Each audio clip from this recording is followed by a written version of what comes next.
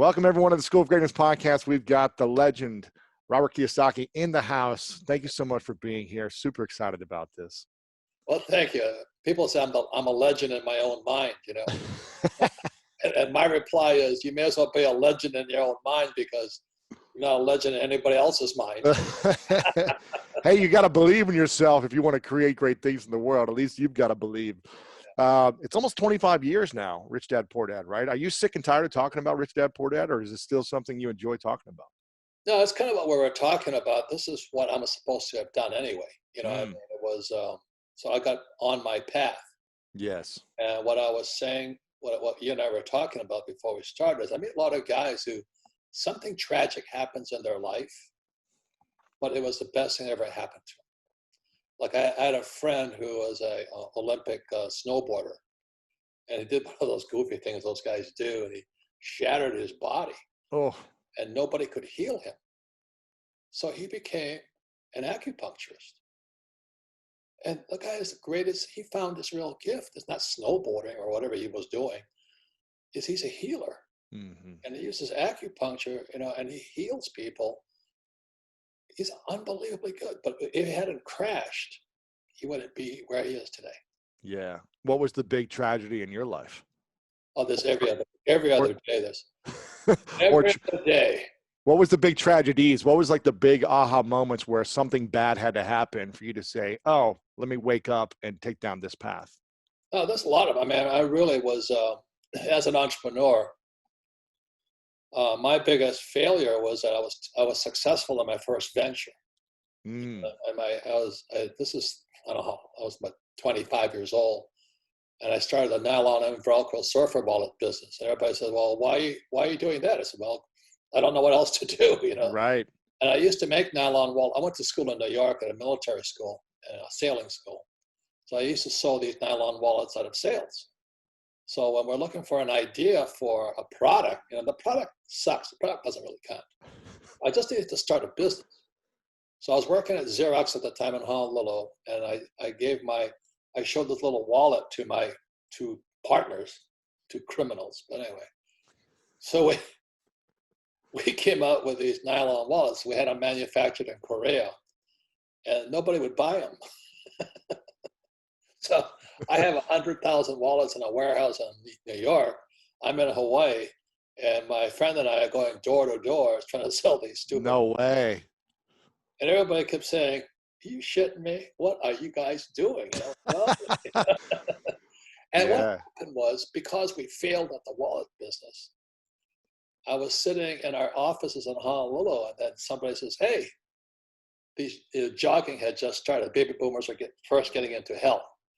And they started jogging. They had the Nike Waffle and all these other good shoes. Yeah. And so this guy in Golden Gate Park goes for a jog. He didn't know what to do with his key, so he put his key on top of his car tire. And he went for a run, and guess what? He came back, and his car was gone. Wow. And so the headline says, San Francisco Times says, "What does a jogger do with their key?" And I went, oh my God. So since I have kind of a quasi-engineering background, I designed with a hook and tear method and built the shoe pocket that went on a runner's shoe. So I had this nylon wallet, now I had a runner's shoe. A shoe pocket. So I go around the world again. So we're going broke so fast. We had no money. We just kept borrowing money, raising capital. But it was all good because I was learning how to raise capital. Yeah. So finally, we're desperate. We buy a full, those days, it took 4 months for an ad to come out. So we had to shoot this stupid shoe pocket on a New Balance 320 shoe. And we get it into Runner's World magazine. I think it cost me $16,000, which was my gosh. That's a lot of money. And then we waited for the phone to ring. So we had to wait till like January, February, March, the phone didn't ring. So we want to quit. We're out of money, can't pay the rent. They repoed my Harley, and it was getting so bad. So let's give one more shot, just one more shot. So we go to New York City at the sporting goods show at the Coliseum. And I'm setting up my booth in the basement because that's all I could afford. And this guy goes walking past, and he goes, my company was called Rippers. So I'm putting my big sign up, Rippers, and he goes, Rippers. where have you been? And I turned around and said, I'm here. No. He says, where have you been? I'm like, what do you mean? He says, I saw your ad. I said, good. My store is filled with people coming in looking for the shoe pocket. Wow. I said, call me. that's what I said. So I asked him, why didn't you call me? He says, you idiot. You don't have your address or phone number on the ad. Oh my goodness.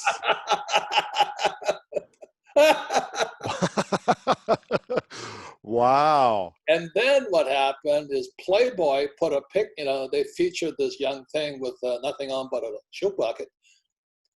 And our sales went to the run. I looked like a genius, but this is where we went broke. We couldn't keep up with demand. Wallets took off. Shoe pockets took off. We were borrowing and borrowing and borrowing just to finance inventory. We were shipping all over the world. And we went broke because I kept raising money. And one day, but we were already like $850,000 in debt, which was a lot of money back then. Wow. It's a lot of money right now. Yeah, well, it's relative,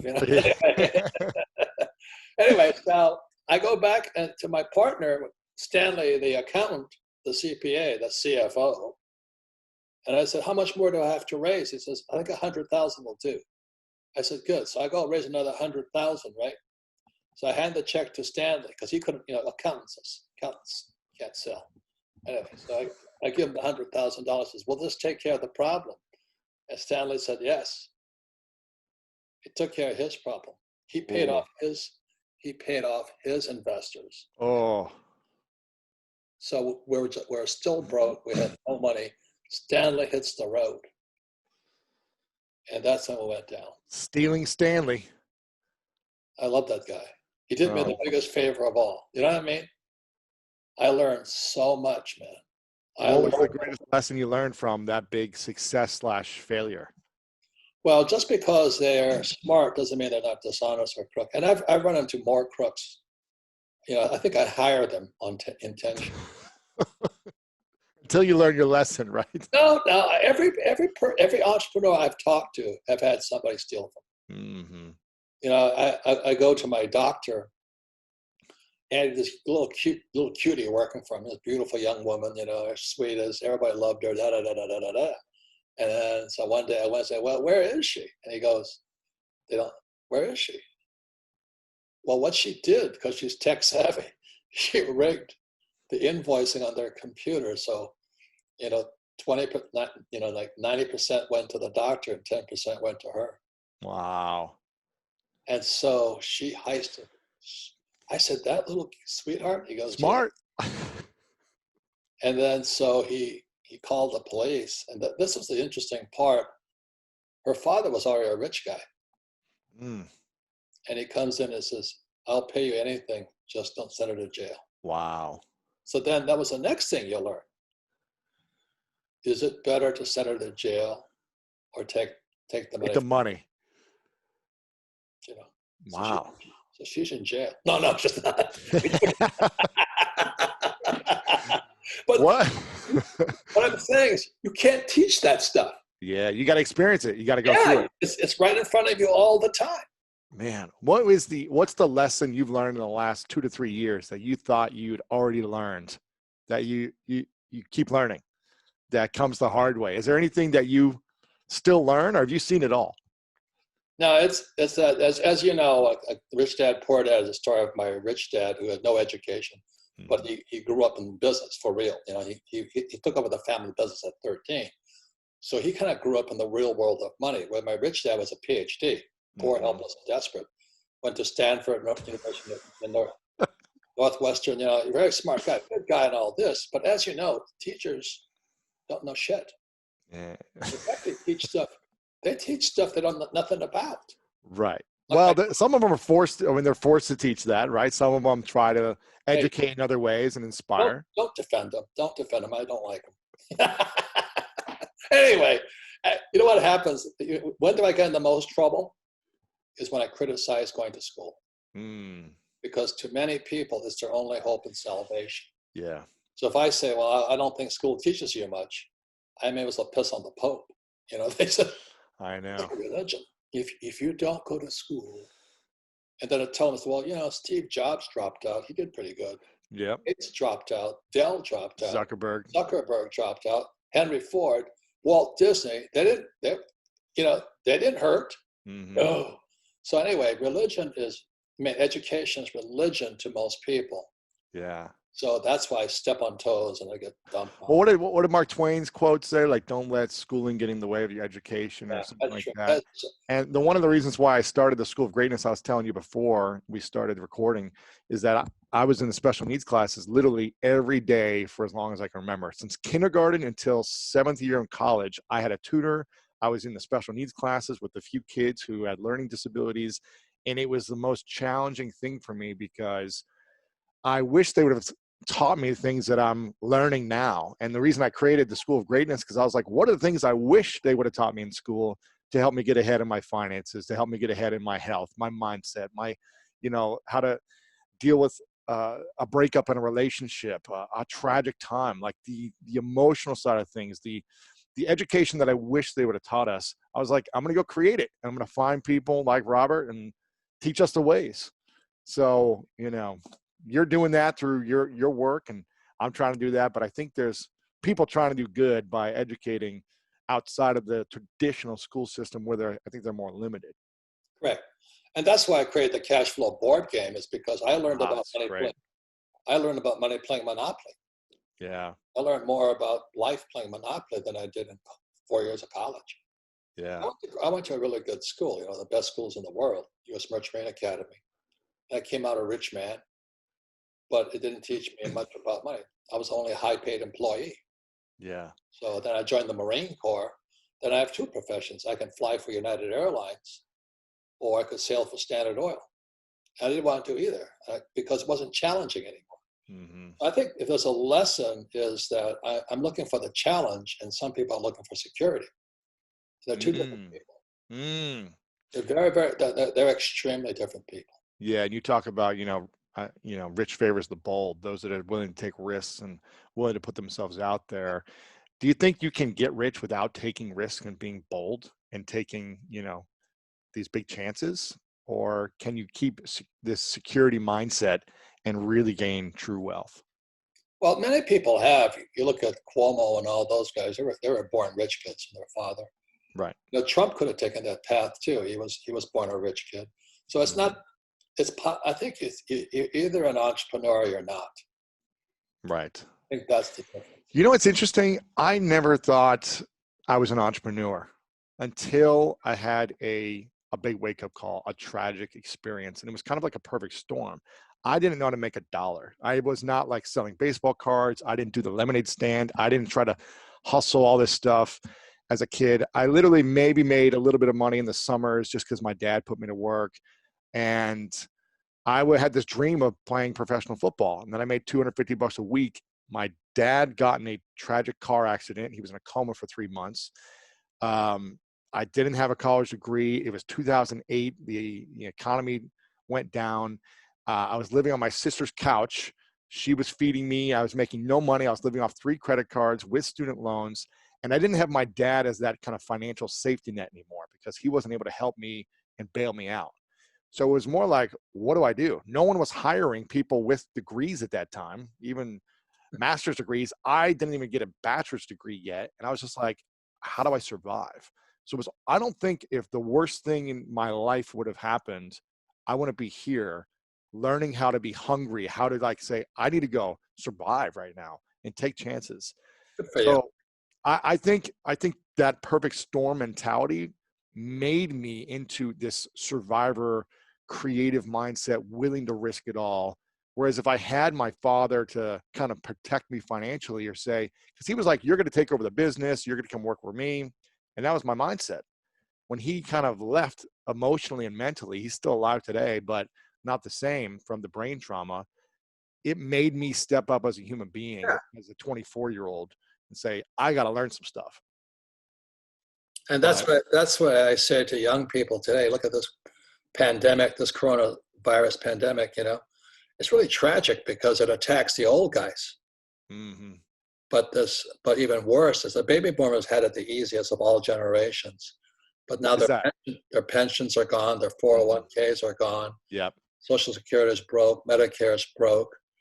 So I say to younger people, this pandemic, this crisis is the best thing that ever happened to you. You think about that iPhone. You have more power in that iPhone than I had with my Spirit Univac mainframe computer.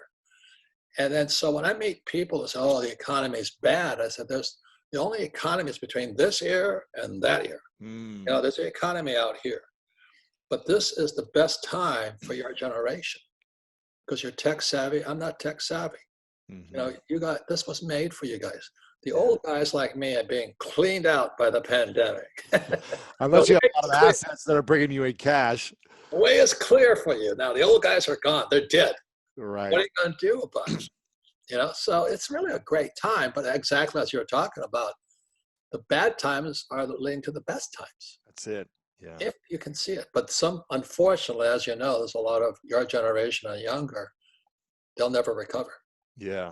They're going to see this as the worst of times. I know. And they're gonna reflect back to this in 5 years and 10 years and say that's the thing that screwed me up or hurt me and be a victim to it, as opposed to saying, okay, this is happening and how can I make the most of it? And what's it going to take for me to learn a new skill or get more creative or be hungrier in this time? Or more important, who's your teachers? Who are you listening to? Well, that's why I keep saying to the millennials, they're a pack of wimps. I meet millennials who are just horrifyingly weak. Snowflakes, I call them. Yeah. They go to college and doormats. They're taught trigger events or whatever. I don't know what they say today, but they've got to have special rooms where there's no whatever. I'm going, holy mackerel. Welcome to the real world, And there's other millennials who are as tough as nails. I mean, this is the biggest opportunity they've ever had. Huge. So it just depends upon what's between this year and this year, what's in your heart. That's it. Yeah. For the what do you think is the next step, the first step or the number one step for the average person with, the kind of the normal job that they might be losing, or they have some debt, they got some credit card. What's the next step for them to not only survive, but thrive in this market, in this time? Well, I always say quit your job. But that's not, I don't have a job. I've only had one job. And I never wanted a job after that because I had to be hungry. Not to say, but we're all different. We're humans, we're different beings. If I show you this diagram here, it's why I created my cash flow board game. Because we have 4 different intelligences. We have mental intelligence. We have, I don't know what that one is, physical intelligence. Like you probably have very good physical to make, football and all that. Yeah. Emotional intelligence, but spiritual intelligence. So I went to military school in New York. The first thing is spiritual. I become a Marine. It's spiritual. Yeah. You know what I mean? Because you're putting your life on the freaking line. Yeah. So Nassim Taleb, wrote the book, The Black Swan. He also wrote Anti-Fragile. He says there's 3 kinds of people in the world. There's fragile. And that's what our school systems are putting out. Fragile, wimpy, snowflakes. And that's your choice. You want to be that way? Have a good life. The second type is then, so a fragile is like a champagne flute. Yep. You hit it, it shatters. Then the second one is called robust. And a robust person is like the rock. You can pound on them, dump on them. Yeah. They take it. But that's all they do. They take it. And then anti-fragile is somebody like you, where they pound the crap out of you, and you get smarter and better because of it. So I love Nassim Taleb. A lot of people call him Dr. Doom, but the way I look at this whole thing, this economy is, we're probably going into a depression. We're not going to get out of this one. Really? Oh yeah. And so the thing is this good for you or bad for you? I'm looking forward to it. The last crash was 2008. And I made more money in 2008 than in my whole life. So this one here, 2000, what is it, 2020? I'm going to get even richer. But other people are going to get poor. And if they're baby boomers, they're going to blame it on this coronavirus. Oh, my health, hey, hit the road, put on some running shoes, change your diet, get some sunlight, get healthy. Don't be a wimp. But, oh no, I'm so afraid of dying. I'm going, you're already dead. You don't even know it yet. You know, in the Marine Corps, we used to call them corpse people. Right. Corpse, not core. Yeah. A corpseman. No, a corpseman. A corpseman is a person who's dead but doesn't know it. Wow. They're so afraid of dying. They're already dead. Yeah. It's about taking action, taking control of your life, taking control of your health, your finances, everything. This is the best time to be alive right now. I did an interview with Dave Ramsey last week, and he said, the last 3 or 4 recessions or down economies, whatever you want to call it, crashes, he said, I made more money during those times than I do in good times. Yep. So I'm hearing him say that. I'm hearing you say that. How did you make more money then? And how are you planning to turn this into an opportunity to make more money now for you? What are the things, the actual action steps? Is it investing more in the stock market? Is it real estate? Is it buying other assets? What does that look like for you? I don't touch that shit. Okay. Okay. Look, Dave Ramsey is a friend of mine, but I wouldn't follow his advice to the toilet. Okay. Okay. So what would you do? No, the lesson is here, you got to choose your teachers wisely. When I was coming up through, there was Tony Robbins, I wouldn't follow his financial advice either. He recommends ETFs. I don't touch that stuff. Okay. What do you touch? Susie Orman says, cut up your credit cards. Every time I see her cut those credit cards up on TV, I thought I was being circumcised. I love my credit card. How do you buy a credit card? And the credit card isn't the problem. It's the idiot holding the card that's the problem. Do you know what I mean? It's how you use the credit card. Yeah, it's not the credit card. And the other part, and then Dave Ramsey says, live debt free. When the market crashed in 2008, guess how much money I borrowed? A lot. 300 million. No way. From private investors, the bank, or how does that work? Because interest rates were dropping and real estate prices were going to the toilet. And when I walk into my banker, this is what Rich Dad Poor Dad about. Rich Dad Poor Dad is about a financial statement. Income statement, balance sheet, statement of cash flow. It's a book on accounting. People don't even know it's a book on accounting. So I walked into my bank with my partner and had all this property that was floating to the surface. And I say, I'll take them off your hands. I just give me the money to buy the property. Wow. That's cojones. 300 million. Give me the money and I'll buy your properties for you. That's crazy. So it depends. And this is my whole thing. Look, you can listen to Susie and you can circumcise people. Yeah. You now know why I'm a U.S. Marine. We don't miss people either love you or they have an opinion about. No, I say that to make a point. Yeah. So Dave Ramsey says live debt free. I'm now 700 million, almost $1 billion in debt. Really? You know why? Because I don't pay any taxes. The more debt I have, the less tax I pay. And the average guy goes, how do you do that? Because you have bad teachers. And so it's this whole thing that you got to choose your teachers wisely. That's why I wrote the book, Fake money, fake teachers, fake assets. I don't touch that garbage that Wall Street puts out. I don't have a 401k. I don't have stocks, bonds, mutual funds, ETFs. Doesn't mean you shouldn't, but I don't need them. Okay? Right. And the other part is, look, for you young guys, the best teachers are not in colleges. The best teachers are on YouTube. The best teachers are on YouTube. Wake up. This guy, George Gammon, he's fantastic. Patrick Bet-David, fantastic. He's great. Jim Rickards. The fake teachers are in colleges. They're telling you to get a job. Right. Up the corporate ladder. Patrick Bet-David said it the best, and I love that guy. He says there's 2 kinds of leaders, wartime and peacetime. And a peacetime leader is a guy like my poor dad. He goes through all the right schools. He has all the pedigrees, the credentials. He does all the right things. He climbs the corporate or the government ladder and all that. Or a wartime leader goes to war. So Steve Jobs is a wartime leader. I'm a wartime leader. Difference is I went to war. I went to war twice on the front lines. Yeah. And I changed. What happened? So I joined the Marine Corps. I go to flight school in Pensacola. I learned to fly. I go to Camp Pendleton. I strap on my weapons. I go to advanced weapons in Camp Pendleton. I go to Okinawa, and then they send me into Vietnam. And I came out of Vietnam about 4 months later, back to restage in Okinawa. And I thought everybody had changed. I looked at the fellow Marines and I thought they were pussies. And it wasn't that they were pussies. I had been to war. You got tougher. Oh, you got no, stronger. it's different. When somebody's trying to kill you, every single mission, I went down 3 times. No way. Yeah.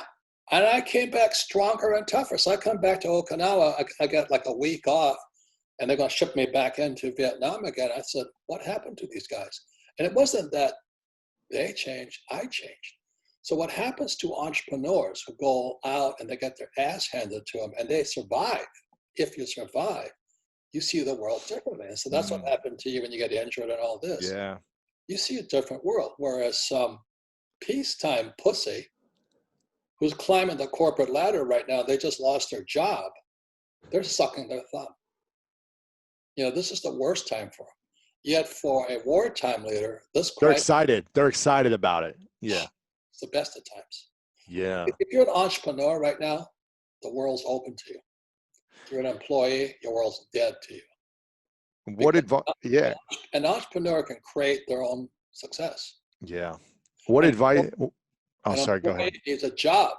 They're a peacetime warrior. Remember, watch Patrick Bet-David, you know? He's great. Leader, peacetime leader. Which one are you? Are you peacetime pussy or a wartime fighter? You know, I mean, no, that's what it comes down to. Yeah, that's true. So this is the best of times for the wartime guys. Horrible time for peacetime.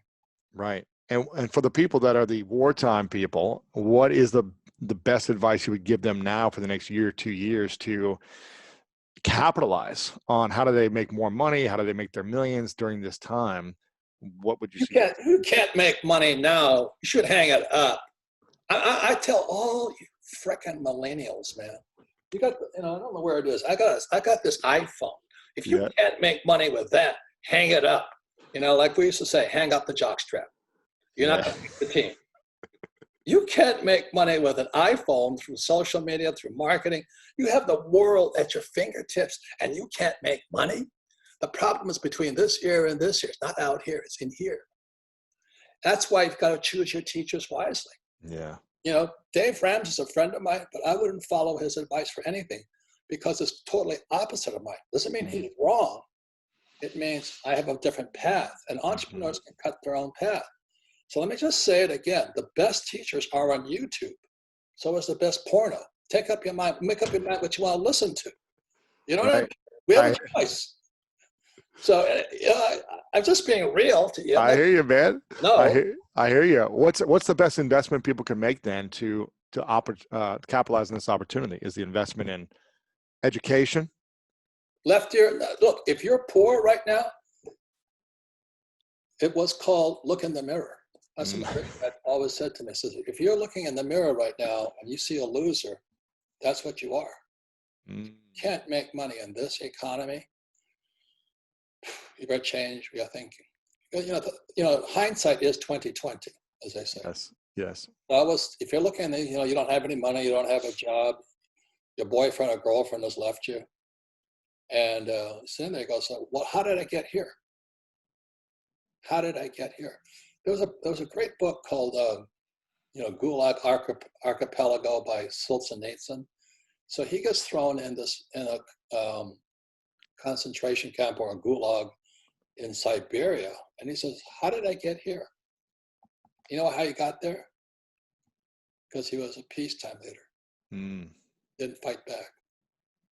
So people are being sold the bill. Go to school, get a job, pay taxes, save money, get out of debt, buy a house. The house is an asset, and invest for the long term in a well-defined portfolio of stocks, bonds, mutual funds, and ETFs.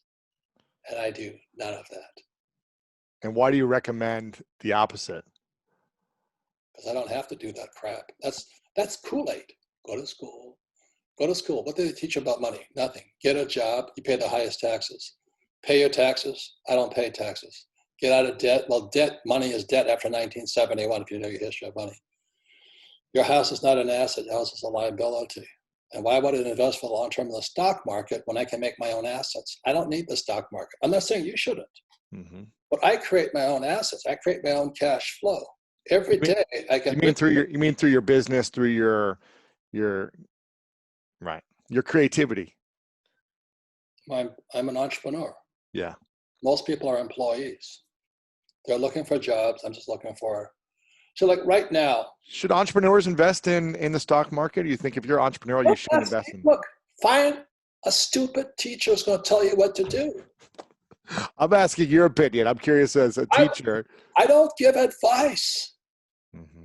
You know, I wouldn't follow Warren Buffett either. Mm. You know why? Because he invests the money. Why would I let him invest my money? I want the fun. Mm-hmm. But pussies invest with Buffett. They make a lot of money. They're still pussies. So what's the investment you make the most in? Look, please hear what I'm saying. Yes. I made a fortune in 2008. Mm-hmm. 2020, I'm making more money and paying less taxes. It doesn't mean I don't have problems, but I'm prepared for this. Mm-hmm. My biggest problem right now is because everybody's taking a vacation, I can't get enough product. I'm selling out. You know, my cash flow game is sold out. It's selling out constantly all over the world. So choose your teachers wisely. That's all. That's what I say, because I have to choose between my rich dad and my poor dad. Mm-hmm. My poor dad, PhD, poor, helpless, and desperate. And that's what he wanted me to do when I came back from Vietnam, was get my master's degree, get my PhD, and fly for the airlines. If I had done that, you know, my friends who flew for United, they're broke. You know why they're broke? Because Wall Street stole their pensions. Mm. You know, it's called an ESOP, employee stock option plan. The biggest crisis coming up right now after this pandemic is pensions are going to crash. That's right. You got it, man. Yeah. Thanks, God. Why are they going to crash? Because they're empty. Wall Street looted them. My God, wake up. Wake up. You know, there's a better book than that. It's called The Creature from Jekyll Island by G. Edward Griffin. It's a big book. Get it on audiobook and listen to it. You know, a couple of 10 minutes a night or something. The Federal Reserve has only one purpose, is to keep the rich rich. That's their only job. So every time the market crashes, as you notice, money pumps in. They pump the market. They pump the prices up. The rich exit, and the poor and middle class who listen to Dave Ramsey and Susie Orman, and their advice is good for the middle class. Don't get me wrong. They're told to invest for the long term. Okay, so what's happening to the poor and middle class with their 401k and IRA right now are set? That's like saying, okay, put the handcuffs on the Titanic. It's going down. Meanwhile, the rich have got their G5 flying in to pick them up and get off the boat. They're out. Right. Because the problem isn't in the stock market. The problem's in the repo market, corporate credit market, the consumer commercial paper market. They don't tell you that. They don't teach you that in school. So suddenly, voila! You know, in September, the shadow banking, which is corporate credit and the commercial paper and the corporate credit and commercial paper market started to go bad in September. Oh, suddenly, pandemic. Oh, that was interesting. Funny how that appeared, you know. So I'm not saying the pandemic isn't real. I'm saying the real crisis, it's a smokescreen for the real crisis going on right now. They're stealing your wealth through your pensions, your 401k, your IRA, through Social Security, through your taxes, through Medicare. That's why we have socialism kicking in right now. We have Bernie Sanders and AOC and Elizabeth Warren, hardcore socialists.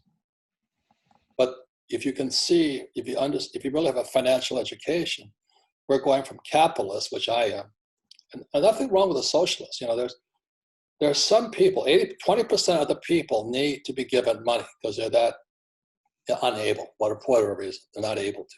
So we should give some people money, but not everybody. Mm-hmm. So we're going from capitalism to Bernie Sanders socialism and Hillary and all those guys. And then we're actually going to communism. And you can see it right now because Boeing is asking for a bailout and all these guys asking for bailouts. But this time, the Fed's going to take percentage ownership. Really? Yes, that's communism, central control of the economy. I'm not saying it's right or wrong, but it's coming. But that's what they should teach us in school. And our school teachers, most of them are socialists, and some of them are communists. They want the government to tell us what to do. They're really fascist. They're really fascist. A fascist wants to tell you what to do. So you look at this stuff, what's it called? Social distancing. Mm-hmm. That's, you're taking away the First Amendment, the right to assemble. PC, political correctness, is freedom of speech. Okay? That's what's going on. And then they're printing money under all this scheme. Mm. So if you study real world PC-ness, we've lost our freedom of speech. That's what Stalin took away. And social distancing is the right to assembly, which is why there was a Revolutionary War back in 1776. The Americans had to go hide in a church because the British would kill them if they were caught assembling. Wow. History repeats. I'm not saying it's right or wrong, but most people aren't taught this. Yeah. That's why I love going to military school versus university. They teach a lot of history, probably. We're taught military history. Mm-hmm. History is bullshit. To the victor goes history. So the person that wins the war writes history to justify their position today. Oh. It's called his story. As the loser doesn't get to tell their story. It's funny. So anyway, that's where we're at. And yeah, I just leave it to your generation. You guys are in the best position ever because you're still young. You're tech savvy, and the baby boomers aren't. So they're old. A lot of them are feeble, and they're gone. We're gone. So you guys have the world ahead of you. And use this time to be creative and yes. take action and be bold. And I think I saw something about in 2008 to 2010, some of the greatest companies or the biggest companies of today were started then. Airbnb, Uber, all these other companies. Bitcoin. 2009. Wow. See, I love Bitcoin. What's your thoughts on cryptocurrency? Why do you love Bitcoin? Listen, Bitcoin is open source. The Fed can't touch it. You don't like the Fed? The creature from Jekyll Island, the Fed. The Fed is not a bank. It's a cartel owned by the richest guys on earth.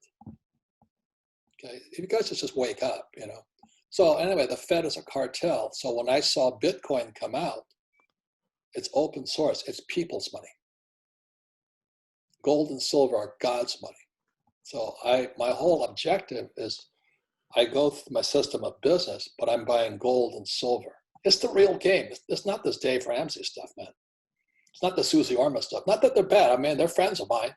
I just wouldn't follow their advice. Choose your teachers. Mm-hmm. Okay, your pensions, watch, in a few years, he did tell us our pensions are gone. You know what's going to happen? They're going to bail them out again. Because if you read this book here, The Creature, it says bailout is the name of the game. Back in the 80s, there was a guy named Neil Bush. Let's see, the Bush family. George, Silverado Savings. When Neil Bush got in trouble, George bailed him out. Yeah. Got the game. You say there's two different types of pensions. What's the difference between a normal pension that someone would get and a defined benefit plan pension? And why should people be aware of these things? Well, defined benefit is industrial age. That was my poor dad's, So what happened is I got a job with Ford Motor Company and I get defined benefit, which meant defined benefit means you get a paycheck for life. So if they promise you $1,000 a month, you get that for the rest of your life guaranteed. Well, the problem was, as you know, right around the 70s, that's when China and Japan and Germany came on. So they had to get rid of pensions because pensions are a drag on the business. So they came up with a thing called ERISA, which today is known as a 401k.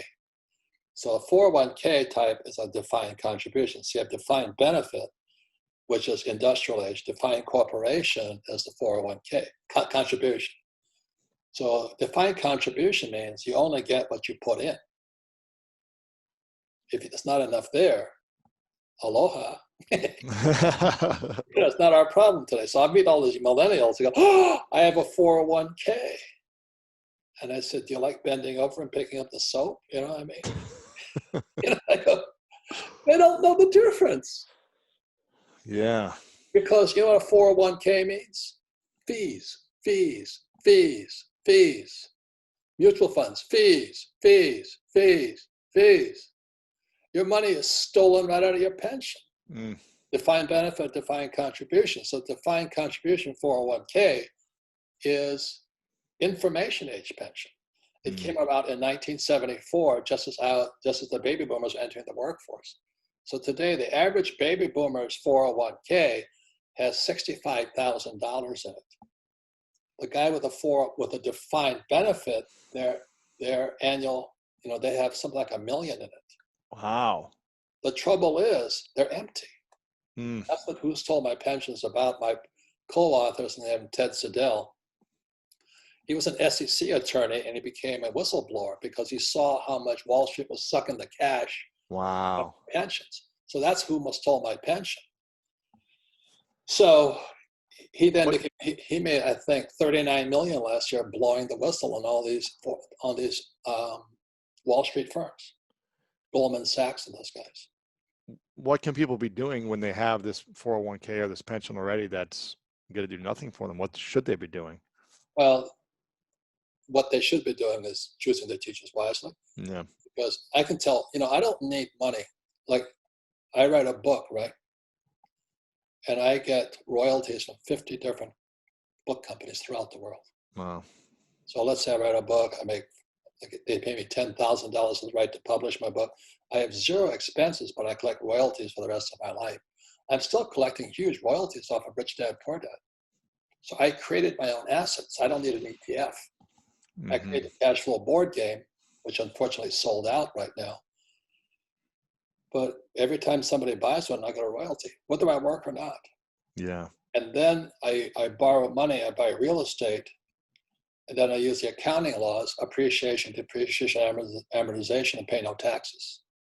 Trump doesn't pay taxes either. That's why he won't show his financials. Wow. So you don't pay any taxes right now. Is it because of debt? Is that the main reason, or? Because taxes are incentives. Government wants you to do certain things. For example, when I donate money to, let's say, PBS, public broadcasting, I get a tax break. I donate money to church, I get a tax break. That's what taxes are. So they tell you, if you do this, we'll give you a tax break. So if I have 500 employees, I get a tax break. If I have real estate because I'm providing housing, I get a tax break. So I use debt to buy real estate. And the more real estate I buy, the less tax I pay. Wow. So that's why Dave Ramsey, his advice is good for that person. But I need debt to buy the real estate so I don't have to pay any taxes. Now, real estate's going down right now. But that's why I have LLCs and C corporations, because then they can't get me because I'm protected by a corporate entity. And besides, if you read this book here, the creature, you got to get the creature. They're gonna bail me out. So they already bailed me out. They just said, how many employees do we have? So we calculated it up. So they're gonna give me 8 weeks of pay to pay my employees. Really? Wow. Free money. So they'll bail you out. Wow. I love this country. You say don't be go ahead. But you can't do that as an employee. Go to school, get a job. Your mindset is different than an employee. That's Rich Dad and Poor Dad.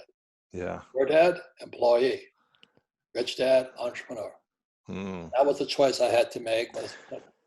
What if someone's not, like you said, someone's not entrepreneurial minded, or they don't have those skills? Can someone become an entrepreneur, or is it something you're born with? You shouldn't ask that.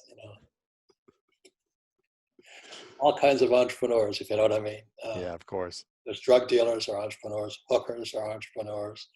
There's a young girl who works in our neighborhood. She's a babysitter. She's an entrepreneur. So everybody can be an entrepreneur, hopefully be a legal one. Yeah. The trouble is it's hard to make enough money if you're not a good entrepreneur. So anyway, it's just up here. Find the teachers. Find the right teachers. You say don't be a saver, be an investor. Should people be investing even during these times if they're not comfortable doing that? Or this is the greatest time to invest is what I'm hearing you say because of the opportunity. Why would you save? Fear. No, but that worked before 1971. They printed 4.5 trillion after 2008. They estimate they're going to print another 6 to 8 trillion, maybe 10 trillion. Wow. After 2020. At the same time, they're going to pay zero interest rate policy. So you're saving money while the Fed's printing money, and they're going to pay you no interest on it. Why would you save it? Mm. So that's all I say. And so that's why when Susie talks about saving and Dave talks about saving, I wouldn't do that. But for the average person, they should do that. So that's why choose your teachers wisely. Right. You just have to know money. That's all. Yeah. And what's your prediction with real estate over the next few years? Do you think it's going to keep going down now, or do you think it's like in LA? I feel like it hasn't gone down at all. It's like the place continues to grow, but eventually it's got to, right? I wouldn't invest in LA for one reason: taxes. Mm-hmm. I just wouldn't. That's your choice. People say it's a nice place to live, and it is. But I don't like paying taxes. Mm-hmm. I don't move there. Plus, you have what's called they try to pull it. I forget the name of it, but you can't raise the rents on people. So I don't like rent control. Yeah, great place to live, great lifestyle, but we're gonna have the biggest crash. We're going to a depression right now.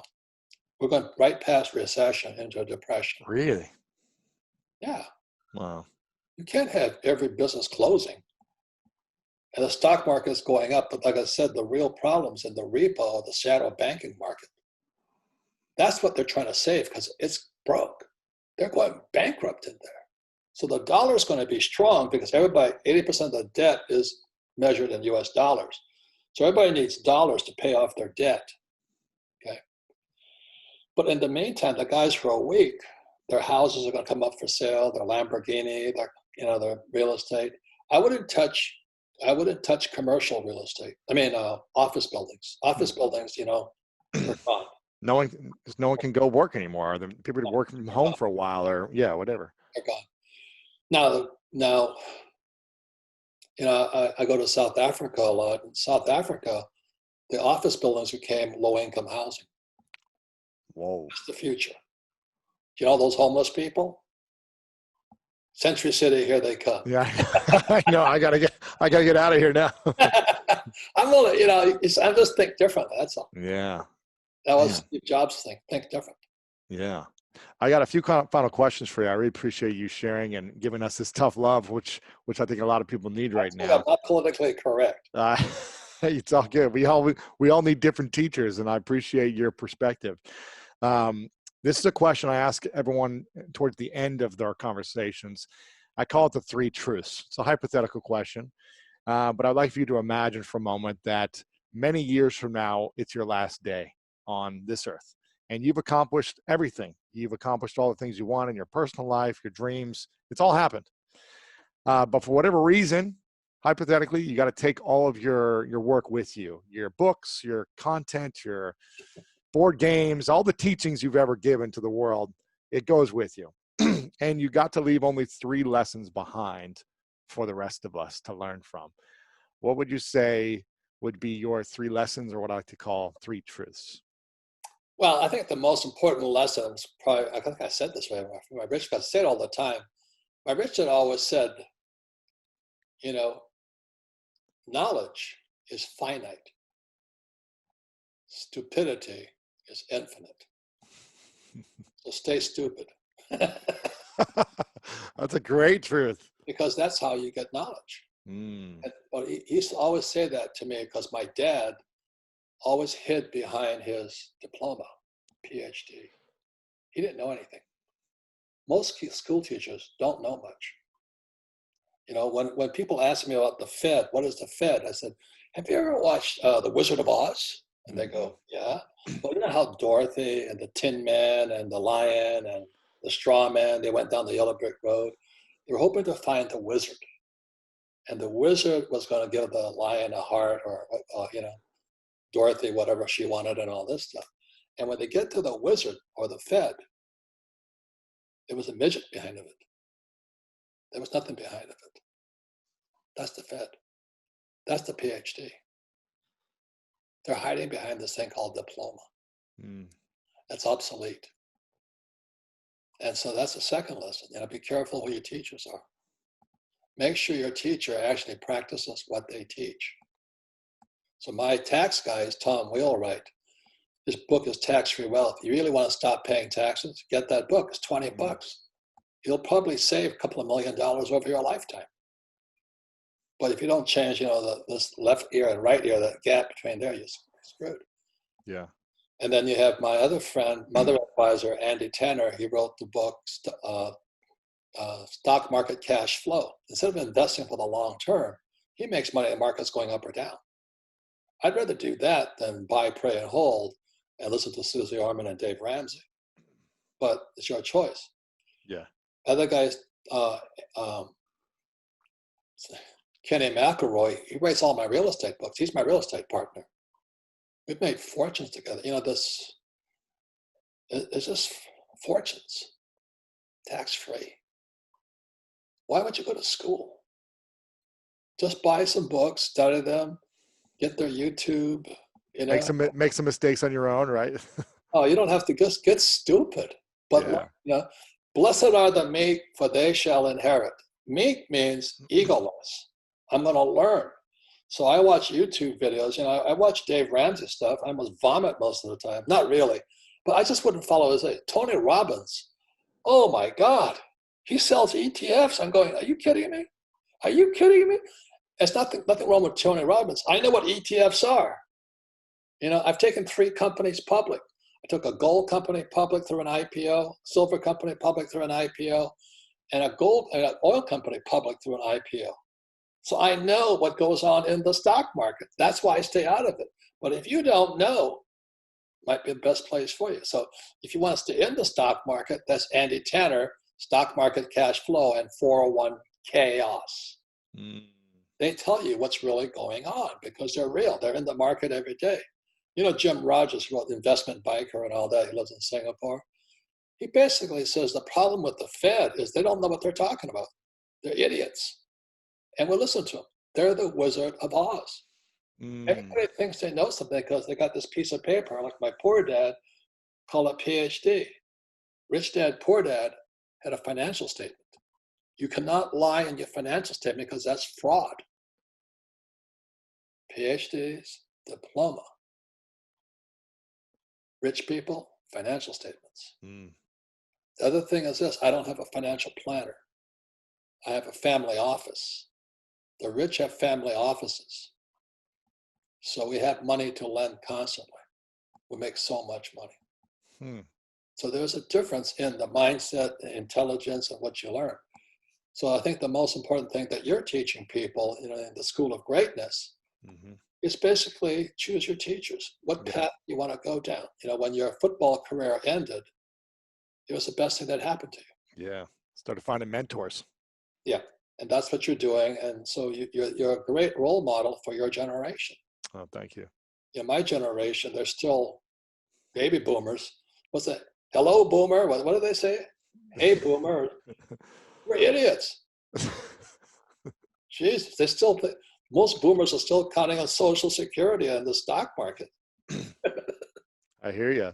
I don't know if you said the third one. You said knowledge is finite, stupidity is infinite. So stay stupid, number 1, which I love that because I've always felt like I'm the dumbest person in the. Mistakes is what it means. What's that? Be humble and make mistakes and learn from them. Exactly. Be careful who your teachers are, and the third one was. Don't hide behind a diploma. If somebody says to you, so can you show me your financials? So that's a story of a family office versus everybody has a home office. That's different than a family office. So a family office is like a hedge fund. But rich guys have their own hedge funds or their own private equity firms. That's what it is. Yeah.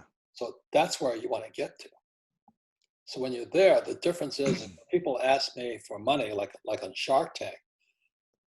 The first thing I ask them for is not the diploma. Show me your financials. Mm. If they don't have financials, I won't invest with them. Because they don't know what they're talking about. Just because you have a cool degree or fancy paper doesn't mean you can get results. Oh, God. You see, you can lie from behind a diploma. That's what the Fed's doing. You know. Yeah. Trump has financials. I don't know if you saw that the CNN debate when Bloomberg first came on the stage. It was like, I fell in love with it. I'm not Republican or Democrat. I'm not religious, and all this stuff. I just don't like bullshit artists. Yeah. God knows the world's full of them. I'm one of them too. So. But anyway, Bloomberg gets on stage. He looks at all those cartoons, You got Pete Buttigieg. Okay. And then you got Elizabeth Warren Pocahontas. Pete Buttigieg is Alfred E. Newman, from Mad Magazine. You got Conrad Sanders. And you got Joe Dementia Biden. Jeez, what a cast of characters. And so Bloomberg gets up there and he just looks at all of them. It's not very polished, He says, how many of you have started a business? Mm.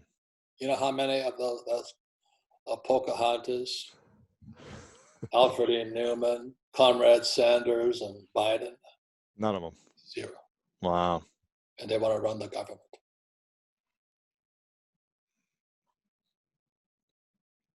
Trump has financials. I've seen him. Mm. You have to at that level of the game. Yeah. If you're amazing. Huh? This is amazing. Yeah. So that's all Rich Dad Poor Dad is about. It's about financial statements. And the cash flow game is you physically, again, like I said, it's physically, there's 4 intelligences: mental, emotional, physical, spiritual. Mm-hmm. The game makes you fill out your financials on these 4 intelligences. Yeah. Because you have to move the things, you have to fill out the numbers and all this stuff. So it's max learning. Unfortunately, the game is sold out. But anyway, that's how I designed 26 years ago. I don't know how long. Yeah. They can go order it and it'll be out hopefully in the next couple of months. They can get it on a wait list. I don't know. Everybody's on vacation. You have you've impacted millions of people's lives around the world. I remember actually playing the game with my mom 22 years ago. I don't know. I was a kid, Yeah. Teenager. And I remember, learning these principles. And even though I didn't fully understand it, and even though it seemed like too much for me to understand as a teenager and overwhelming, it planted a seed. And so did the book, Rich Dad, Poor Dad, which I learned about at an early age. So I want to acknowledge you for being a teacher in a world of teachers, educate people on a specific way, not the only way, but a way that has worked for you and worked for millions of people around the world, for constantly creating value, board games, being creative with your content to educate us in this way. And I'm really just grateful that you continue to show up and serve and be yourself, because you are a unique human being. And I appreciate you, Robert, for your own style and approach. Well, thank you. But you know why you and I are great teachers? Why is that? We didn't do well in school. Yeah, because we have to be curious and learn. Well, we just like that style of education. It worked for my poor dad. It didn't work for my rich dad. Yeah. And you see, that's what I mean. Choose your teachers wisely.